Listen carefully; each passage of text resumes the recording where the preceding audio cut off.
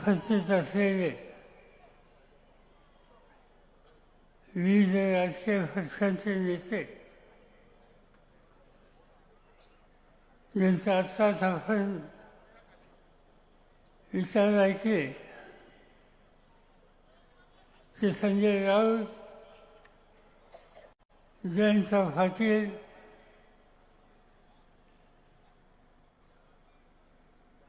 मार्क्सवादी communist party, Uddhav ठाकरेंच्या नेतृत्वाखालची शिवसेना, राष्ट्रवादी काँग्रेस पक्ष, डावे पक्ष, या सगळ्यांच्या या ठिकाणी उपस्थित असलेले नेते आणि हजारोच्या संख्येनं काही तास या ठिकाणी आपण अत्यंत शांततेने बसलात, ते आपण बंधू भगिनी निवडणुकीचा कार्यक्रम या 2-3 दिवसामध्ये जाहीर होईल आणि साधारणतः पुढच्या महिन्यामध्ये निवडणुकीची प्रक्रिया सुरू होईल. या निवडणुकीकडे सर्व देशाचं लक्ष आहे. देशाच्या बाहेरून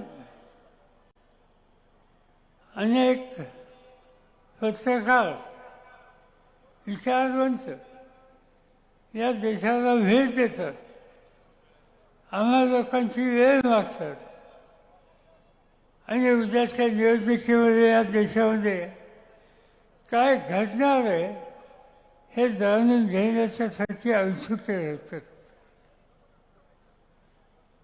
आणि त्याचं महत्त्वाचं कारण देशामध्ये जे काही चाललंय, जे काही घडतंय, ते लोकशाहीवादी देशामध्ये घडणं हे जगाच्या हिताचं नाही, अशी एक भावना भारतात आणि भारताच्या बाहेरसुद्धा आहे. आणि त्यामुळेच लोक औत्सुक्यानं या निवडणुकीकडे बघतात. अनेक निवडणुका आपण पाहिल्या, अनेक राज्यकर्ते पाहिले. जवाहरलाल नेहरूंचा काळ, लालबहादूर शास्त्रींचा काळ, इंदिरा गांधींचा काळ, राजीव गांधींचा काळ, नरसिंहरावचा काळ, डॉक्टर मनमोहन सिंगांचा काळ हा या देशाने बघितला. अटल बिहारींचा काळ बघितला. वैचारिकदृष्ट्या वेगळी भूमिका होती, तरी देशाच्या हिताची जपणूक करण्याच्यासाठी याचं प्रत्येक व्यक्तीने, प्रधानमंत्र्यांनी या देशात काळजी घेतली. आणि म्हणून ही लोकशाही शिकली, याचा अभिमान आपल्याला तर आहेच, पण जगाला सुद्धा आहे. पण हल्ली गेल्या 18 वर्ष नवीन राज्यकर्ते आले, ज्याचा उल्लेख या ठिकाणी आधीच्या वक्त्यांनी केला. नरेंद्र मोदी काय केलं त्यांनी, कसली धोरणं आखली, कोणते प्रश्न सोडवले. मला आठवतं मनमोहन सिंगांच्या मंत्रिमंडळामध्ये शेतीचं काम माझ्याकडे आलं, शपथ घेतली राष्ट्रपती भवनामध्ये आणि घरी आलो. अधिकारी भेटायला आले एक फाईल घेऊन. त्या फाईलमध्ये लिहिलं होतं की या देशामध्ये 1.5 महिना पुरेल एवढं धान्य काही उपाययोजना केली नाही तर या देशामध्ये लोकांना उपाशी राहावं लागेल. आणि त्यासाठी अमेरिकेत नाही तर ब्राझीलवरून धान्य आयात करा. मी अतिशय अस्वस्थ झालो. कृषीप्रधान देश भरायचा आणि धान्य बाहेरून आणायचं नाईलाज होता. स्थिती वाईट होती आणि धान्य बाहेरून आणावं लागलं. पण निकाल घेतला आम्ही लोकांनी की स्थिती बदलायची. आणि दुसऱ्या दिवशी माहिती मिळाली की यवतमाळ जिल्ह्यामध्ये एका शेतकऱ्याने आत्महत्या केली. काय आईची इमान राखणारा शेतकरी आत्महत्या करतो, त्याच्या खोलात गेलं पाहिजे. म्हणून मी स्वतः त्याच्या घरी गेलो.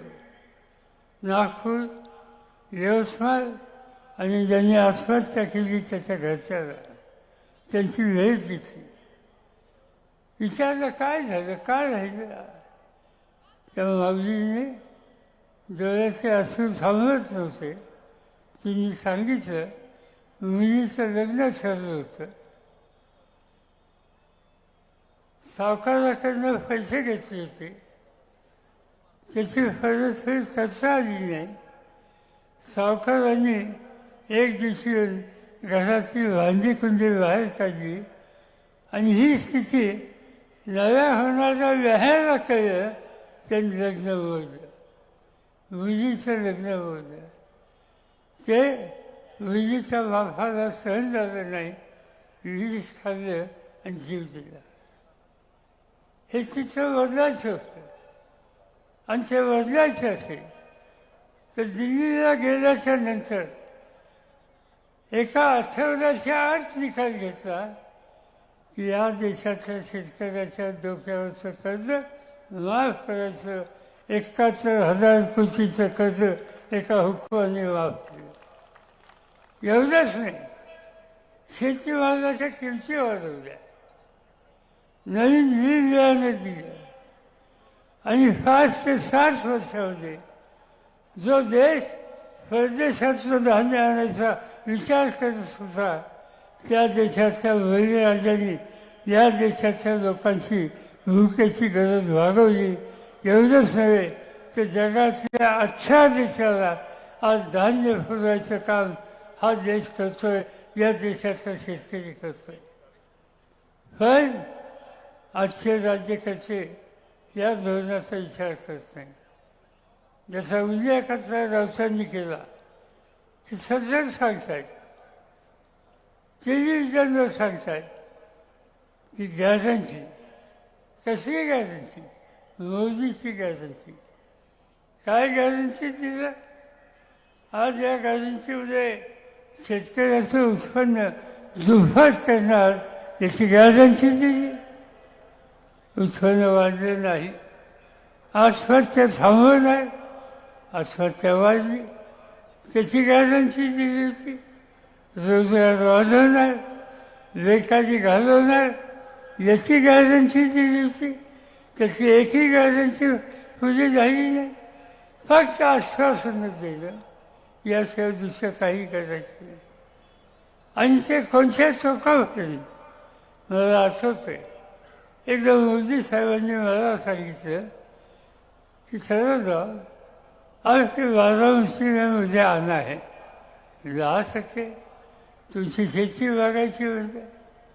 आले, बघितली सगळी शेतीवाली, कारखानदारी बघितली, शैक्षणिक संस्था बघितल्या आणि बाहेर येऊन सांगितलं फारदान दुसरे की शरद पवारांचं रोज धरून मी राजकारणात आले. राजकारण गॅरंटी द्यायची आणि पाळायची नाही. आणि या राजकारणात माझं वोट धरून आले. मी सांगितलं, पार्लमेंटमध्ये सांगितलं, मोदी साहेब सगळ्या गोष्टी मान्य, पण माझ्या वोटाला तेवढा हात लावू नका. माझं वोट लावून तुम्ही राजकारण करणार असाल आणि गॅरंटी पाळणार नसाल तर तुमचीचं बदनामी आहे का नाही याचा विचार तुम्ही करा, पण माझ्या सरकारची बदनामी तुम्ही या ठिकाणी थांबवा. आज अनेक गोष्टी आहेत, सत्याचा गैरवापर आहे. त्यांच्या मनासारखं विकतात, त्यांच्या मनासारखं राजकारण कोणी करत नाही म्हटलं तर टोकाची भूमिका घेतली जाते. महाराष्ट्रामध्ये वंची म्हणजे असे वंची तुरुंगात टाकले. आज या ठिकाणी राऊत साहेबांचा विचार आपण ऐकला. त्यांनी आपल्याला लेखी नाही, सरकारच्या चुकीच्या धोरणावर प्रहार केला. त्यांना तुरुंगात टाकलं. अनिल देशमुखांना तुरुंगात टाकलं. आज झारखंडचा मुख्यमंत्री त्यांच्या विचाराचा नाही, त्या मुख्यमंत्र्याला तुरुंगात टाकलं. दिल्लीचे मुख्यमंत्री केजरीवाल त्यांना 8 नोटीस पाठवल्या. त्यांना तुरुंगात टाकायची नाही. त्यांच्या मंत्रिमंडळातले 3 मंत्र्यांना तुरुंगात टाकले. जिथे तुमच्या मनाविद्या वागतात, तुमची भूमिका स्वीकारत नाही, त्या ठिकाणी सत्तेचा गैरवापर करून तुरुंगात टाकण्याची कामगिरी आजचं हे सरकार करतं आहे. आणि त्यामुळं ह्याचा बदल केला पाहिजे. आणि तो बदल करायचा असेल तर ती संधी या मतदानाच्या निमित्तानं आपल्या सगळ्यांच्या समोर आली. आम्ही ठरवलं की यासाठी देश वाचवायचा असेल तर आम्हाला चिंता आहे की देशाच्या संविधानाची. 2 दिवसाच्या पूर्वी भाजपच्या एका हेगडे नावाच्या खासदारांनी दिल्लीमध्ये बेंगलोरमध्ये लोकांच्या सोबत मतं मागताना सांगितलं की या देशाची घटना आम्हाला बदलायची आहे आणि घटना बदलण्यासाठी मोदींना शक्ती द्या, त्यासाठी मोदींना विजयी करा.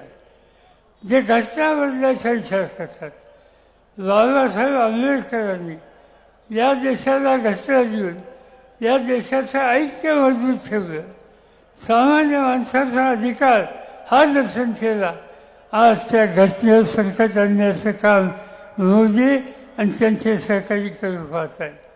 आणि म्हणून याला उत्तर एकच आहे की सर्व इत्यादी लोकांनी एकत्र आलं पाहिजे.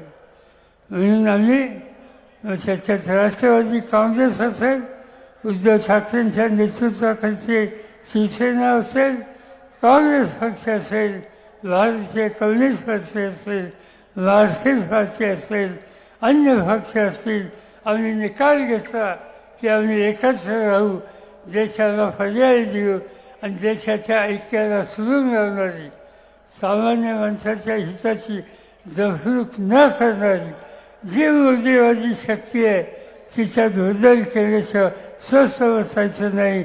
आणि त्याच कामाची सुरुवात आम्ही आता तुमच्यापासून या ठिकाणी करतोय. हे निफाड आणि हा परिसर इथला शेतकरी हा कष्टकरी शेतकरी आहे. हो, नवीन नवीन संकल्पना राबवणारा शेतकरी आहे. अनेक गोष्टी यांनी दाखवलेल्या आहेत, मी स्वतः पाहिलेल्या आहेत. आणि त्यामुळं तुमच्यापासून हा बदलाची सुरुवात हा करण्याचा निर्धार आम्ही सगळ्यांनी या ठिकाणी केला. तुम्ही त्याला साथ द्या एवढीच आग्रहाची विनंती करतो. माझे 2 शब्द सोडतो.